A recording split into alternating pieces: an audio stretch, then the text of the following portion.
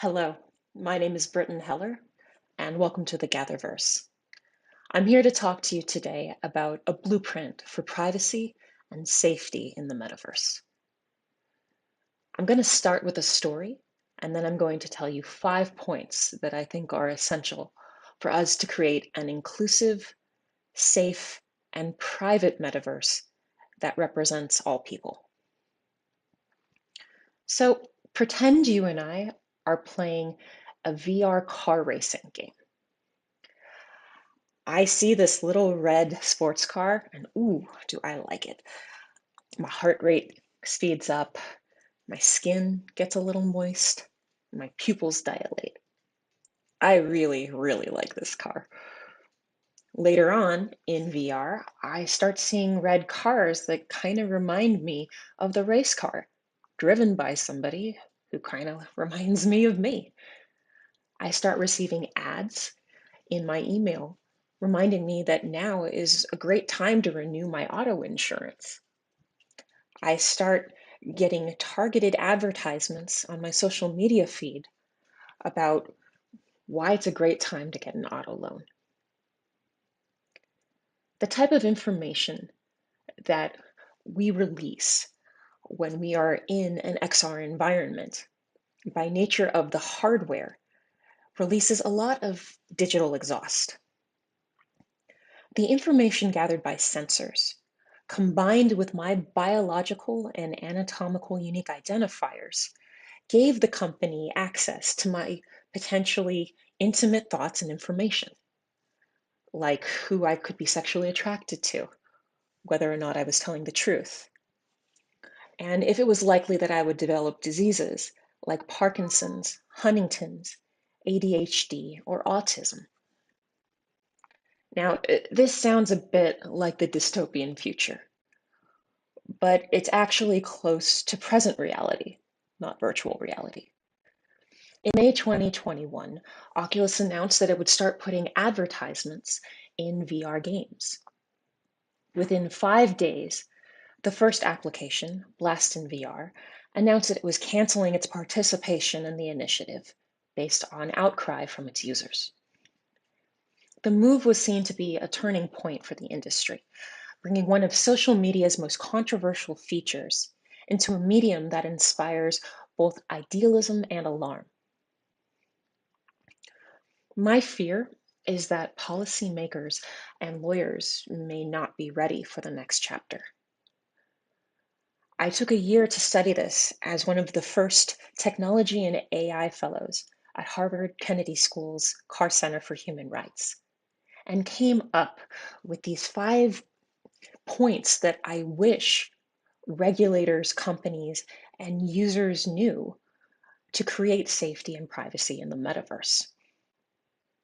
Simply put, the law does not currently cover the inherent risks based on the way that XR hardware functions. So let's get started. Number one, this is not social media. There has been nothing like this before. As a human rights lawyer and a, a neuro rights advocate, I'm very worried about the inability of present law and regulation to grapple with XR.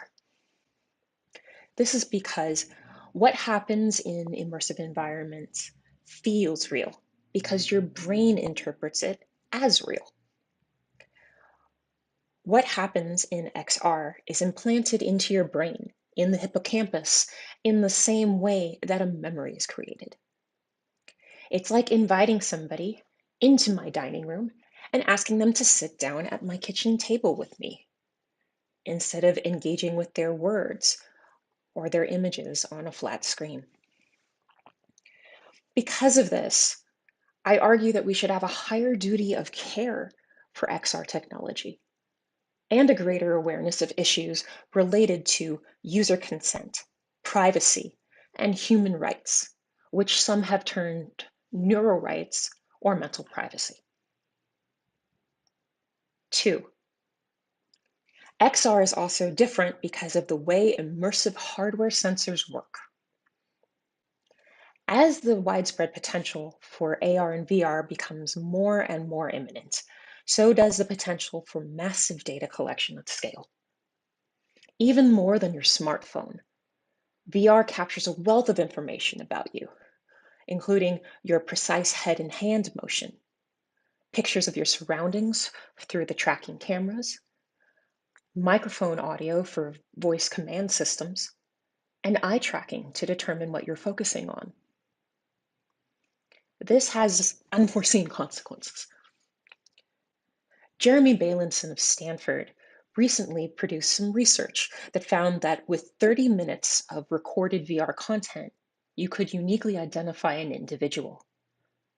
Other studies have shown that the tilt of your head and the way you point are as uniquely identifying as your fingerprint.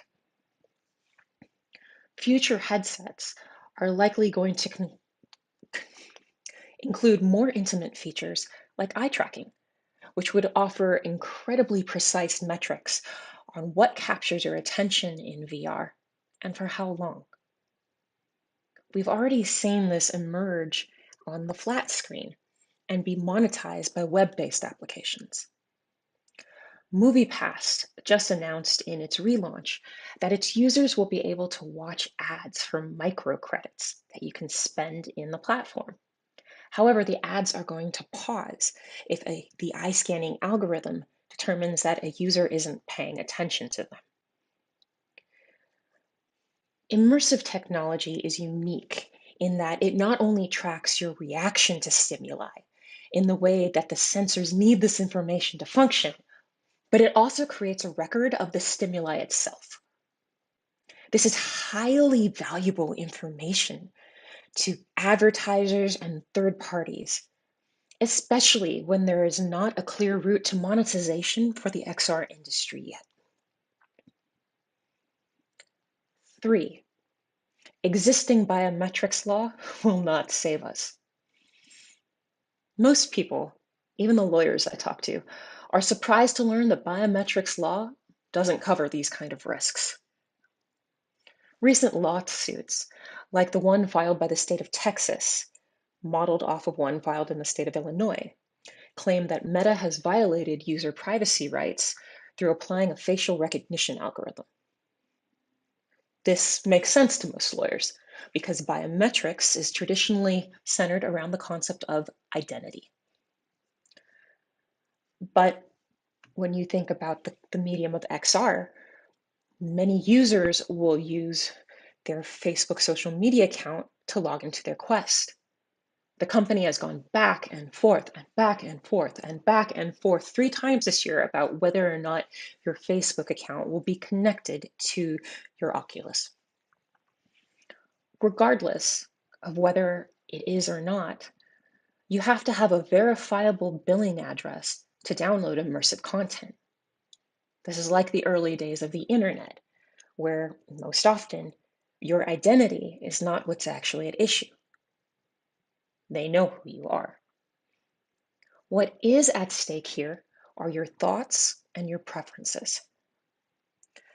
XR takes biometric data and makes it about personal data collection.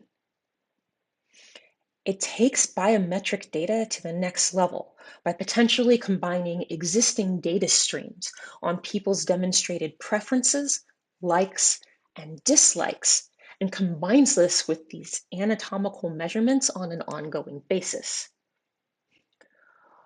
While the personally identifiable nature of biometric data and the risks that entails are often discussed, the way it could lend itself to creating even deeper and more intimate user profiles for commerce is less explored. Biometric data may in fact be the window into users' most private thoughts and involuntary feelings. I think about it as the like button on steroids. To accommodate for this, I created the concept of biometric psychography. This concept captures the level of intimate knowledge that companies will be able to collect on individuals using a combination of their biometric data and their psychographic data Psychographic data is a term from advertising, meaning your likes, dislikes, and consumer preferences. Biometric psychography, then, is the behavioral and anatomical information used to identify or measure a person's reaction to stimuli over time, which provides insights into a person's physical, mental, and emotional state, as well as their interests. It's the like button on steroids. XR headsets will track not only what people pay attention to, but for how long, with what intensity, and what the specific emotional response is to that stimuli. This could be achieved through a combination of tracking pupil dilation, facial muscle movements, and in some cases, galvanic skin responses, EEGs, EMGs, and ECGs. Number 4. This matters because biometric laws are designed to protect identity and not privacy. In the scenarios that I've discussed with you, the main issues are user consent and user privacy. Consent is an issue because the data collected on users will be involuntary. Unconscious and uncontrollable biological responses will be transformed into data points. Users will no longer actively participate in the data collection process through clicking on links. It will be their very reaction to stimuli, which will be the data. And there's not really a good way to have meaningful, informed consent about involuntary processes. Additionally, there are issues of bystander consent and notification that still have to be grappled with. There is no social norm for being recorded by smart glasses or indicating that you want to opt out of being recorded. Now, industry has tried, and they've included lights in smart glasses on the stems that illuminate when recording's happening. But civil liberties groups have noted that these type of lights could be covered up or disabled. Mental privacy is also at stake, and this will make it exceptionally difficult for users to maintain a sense of mental privacy and personal autonomy if companies can make tailored, computed profiles that can identify a range of things without the user ever proactively volunteering that information. Even if a user would want to self-censor, they would ultimately be unable to do so because it measures involuntary bodily responses. The issue then becomes not one of consent, but of a user's fundamental right to mental privacy. Users have a right to maintain privacy over their internal thoughts and feelings, and to guard interests that they don't wish to share with others. This is what is meant by neurorights. In particular, such intimate data should not be used or sold in a way that pits the user against their own interests. Finally, number 5, we need to define industry best practices. And I'm going to give you a few examples of what these could be. First, we should press companies about their monetization scheme, and in particular, their ads policy. Users need to understand that advertisements in the metaverse are not limited to billboards. They are often branded experiences that are experiential and entertaining, and many of us seek them out. But for a human rights-centric approach, I would press for bodily feedback not to be used for commercial purposes based on the inability to consent. Second, we should ask about on-device storage of data.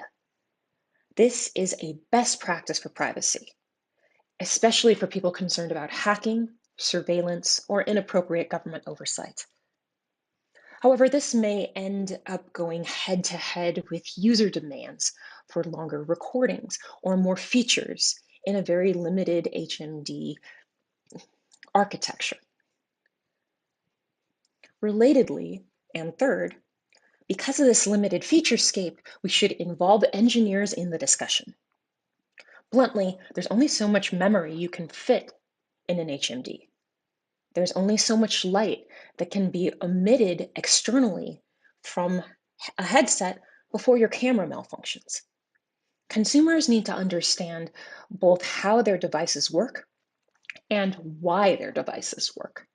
And in doing so, they can ask for more specific modifications and more specific protections for their privacy. Finally, a best practice would be to design XR for all people, including diverse audiences. New research by Jessica Outlaw shows that disabled populations are some of the earliest adopters of XR technology. Yet fundamental controls for vision and for point of view alterations were not available in Oculus Quest until this summer with version 30 of updates. Additionally, non-adjustable interpupillary distances tend to disadvantage women, who on average have smaller heads than the earliest HMDs were designed for. This meant that many women experienced simulation sickness because putting on a headset with the wrong interpupillary distance is like putting on a pair of glasses with the wrong prescription.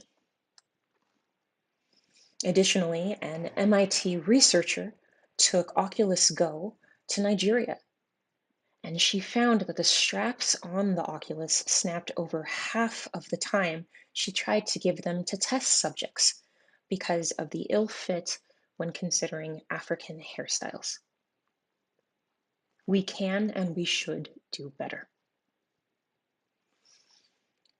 In conclusion, while XR devices have the opportunity to become the new norm of mobile technology and to serve users in novel ways, we need to ensure that the data we collect serves people and not the reverse. Lawmakers should understand that this is not social media. This is a new paradigm. We should preemptively enact laws that will make XR safe and accessible for all users before the technology becomes the new norm, before the hardware is fixed, and before users have become the victims of privacy violations or design mistakes on a massive scale. We shouldn't wait before the technology takes off like a red sports car. Thank you for having me here today and listening to my talk. Please feel free to reach out on Twitter. I'm happy to engage in this discussion further.